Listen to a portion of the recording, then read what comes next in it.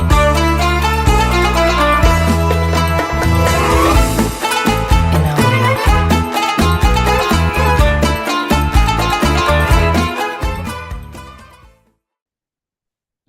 Baik, terima kasih Mas Sisa atas kesempatannya. Bismillahirrahmanirrahim. Assalamualaikum warahmatullahi wabarakatuh. Innal hamdalillah nahmaduhu wa nasta'inuhu wa nastaghfiruh wa na'udzu billahi min shururi anfusina wa min sayyiati a'malina may yahdihillahu fala mudhillalah wa may yudlilhu fala hadiyalah. Asyhadu an la ilaha illallah wahdahu la syarikalah wa asyhadu anna Muhammadan abduhu wa rasuluh la nabiyya wa rasulah ba'dah. Allahumma shalli ala sayyidina Muhammad wa ala ali sayyidina Muhammad. Amma ba'd. Selamat pagi, sahabat-sahabat BSI sekalian.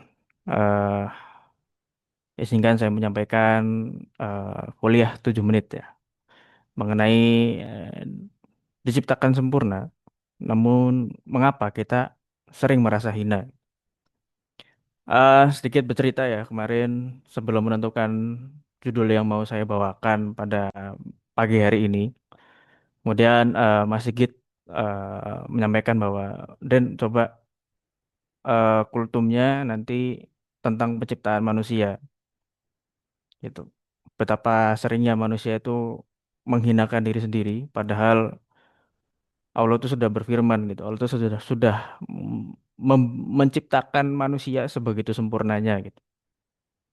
Kebetulan eh dalilnya ini merupakan tafsir yang sangat saya sukai ya. Semasa SMP ketika waktu saya masih rajin-rajinnya sorogan gitu ya bahasa Jawanya ya. Sorogan tuh ngaji kitab kuning gitu ya.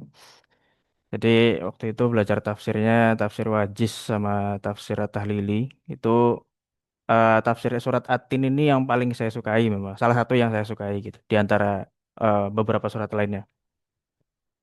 Nah, untuk itu pada kesempatan pagi hari ini, yang awalnya saya cuma pengen fokus di 3 ayat ya. Ayat 4, 5, dan 6. Karena di surat At-Tin itu, di ayat keempat,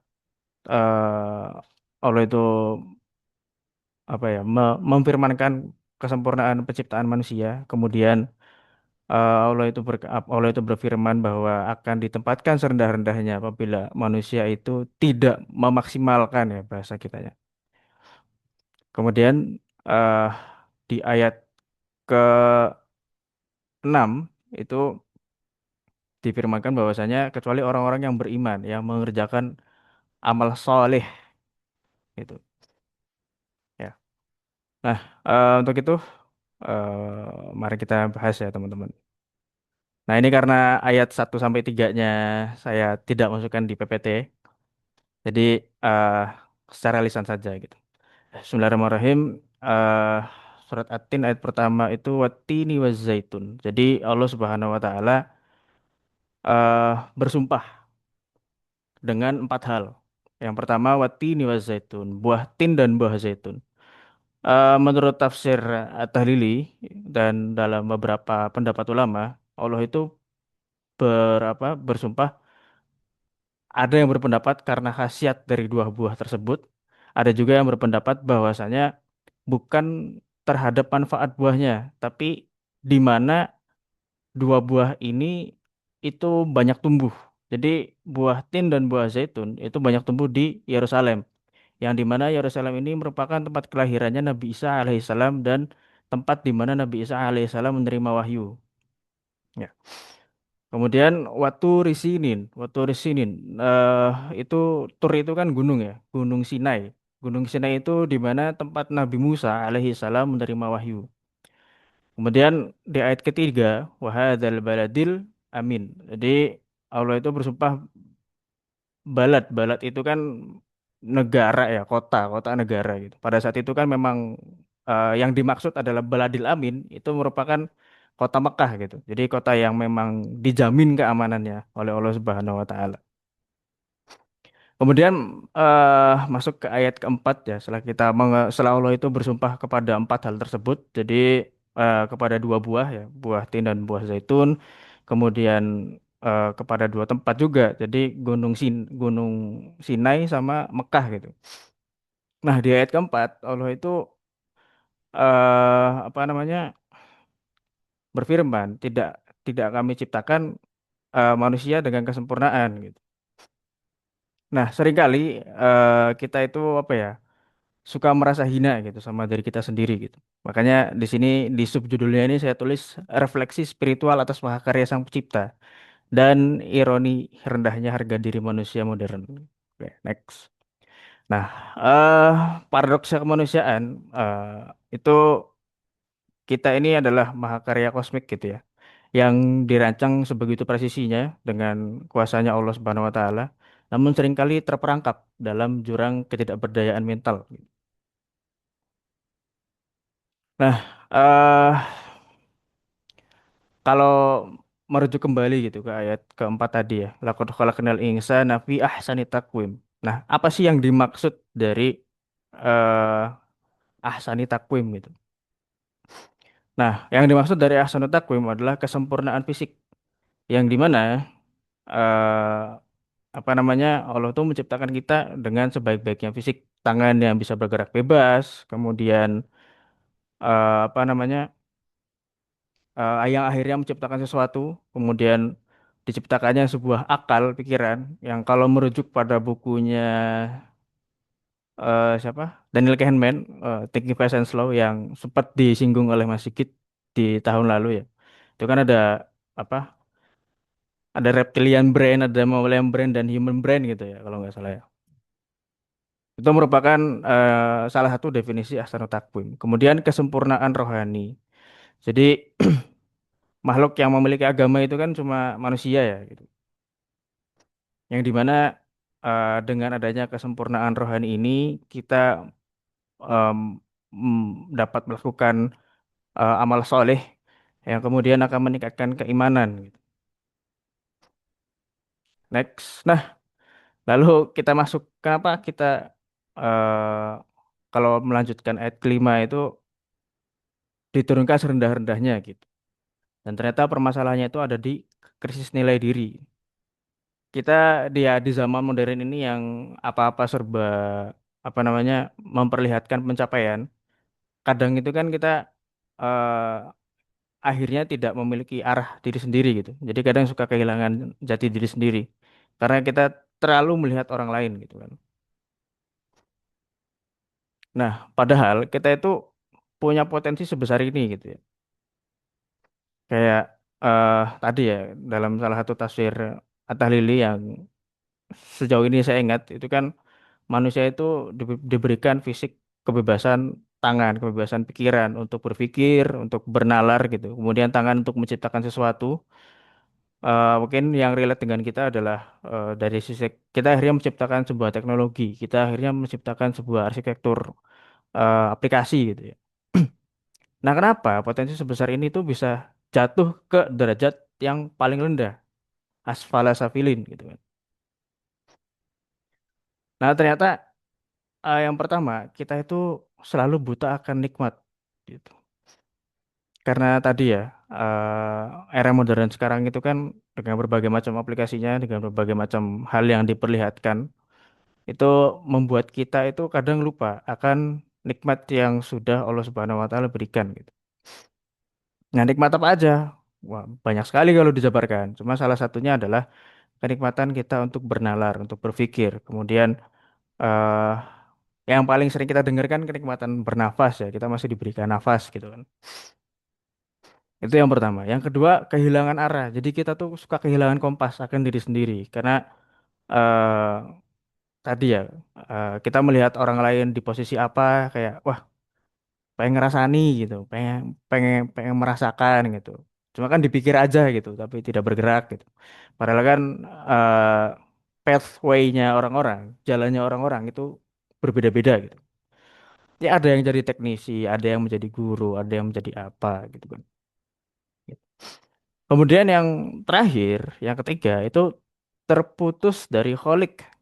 Apa itu kholik? Kholik itu pencipta. Nah, terus kenapa ada kholik dan makhluk? Nah, makhluk itu adalah yang diciptakan kita, manusia. Jadi kita tuh karena terputus dari sang pencipta, akhirnya kita melampiaskan ke hal-hal lain gitu yang sebenarnya tidak diperlukan gitu.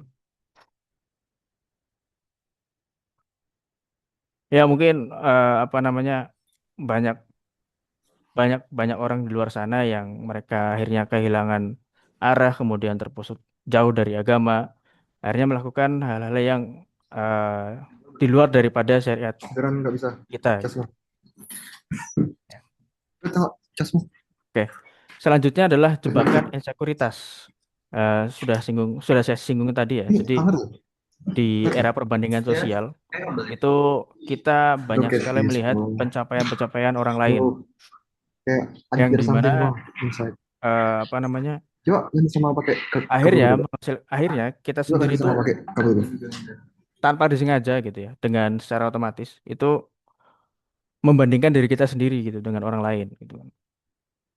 Itu dari kita sendiri belum dari orang lain gitu terutama mungkin di mas ya beberapa orang tua kita yang masih Gen Z ini yang apa namanya yang suka membandingkan gitu ya anak ini sudah jadi orang anak ini sudah menjadi apa kerja di mana gitu kan gitu. Kamu masih main game aja gitu kan gitu perbandingannya kan begitu ya terus anak ini jadi BUMN misalkan gitu ya banyak lah itu memang tidak semerta-merta hanya konflik internal ya tapi maksudnya di luar itu juga memang dibandingkan gitu di beberapa kasus kemudian eh Tuhan baru bernama validasi mungkin teman-teman bisa sadar dan relate ya sekarang itu baik dari influencer ataupun orang-orang yang entah dari mana mereka yang apa namanya berusaha mencari validasi sebegitu gilanya di sosial media untuk mendapatkan atensi gitu ya.